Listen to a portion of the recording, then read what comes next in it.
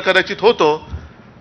Union गेली, union त्यांच्याकडे जाते आणि गेल्यानंतर कळतं जेव्हा कामगारांवरती अन्याय होतो तेव्हा आपल्याकडे लढण्याचा अधिकारच नाही, कारण रेकग्नाइज युनियन त्यांची झालेली असते. युनियन तोडायची, मजबूत युनियन तोडायची आणि मालकाच्या दावणीला बांधायची. मालक म्हणेल तसं उठ बस, उठ म्हणायचं तेव्हा उठेल, बस म्हणायचं बसेल. मालक म्हणेल तिकडे अहमदाबादला जायचं तर जा, नाही तर घरी जा. कोण काही करू शकत नाही, कोणी तेव्हा वाचवलं येत नाही. मग तेव्हा कळतं अरे मी 1500 रुपये 500 रुपये वाढ घेतली पण माझं आयुष्याचं दिवाळं काढून बसलेलं आहे. ही पद्धत सुरू झालेली आता.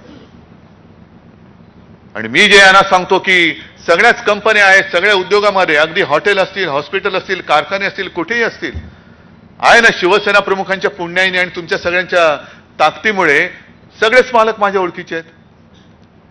पण माझं नातं जे आहे त्या गेटवरती लागलेल्या भगवेशी आहे, मालकाशी नाहीये.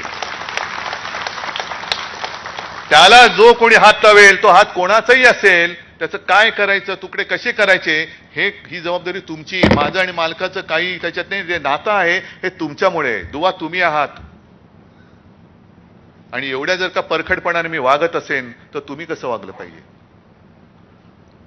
तुम्ही कसं वागलं पाहिजे की नाही माझा भगवा आहे, अरे भगवा मला न्याय देतोय, भगवा आहे म्हणून मला न्याय मिळतोय.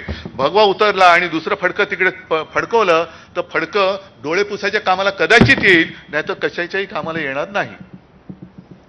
हा भगव्यातला आणि दुसऱ्या युनियनच्या फडक्यातला हा फरक आहे, हा लक्षात घ्या तुम्ही. का तुम्हाला या सगळ्या लोकांना सगळंच का पाहिजे?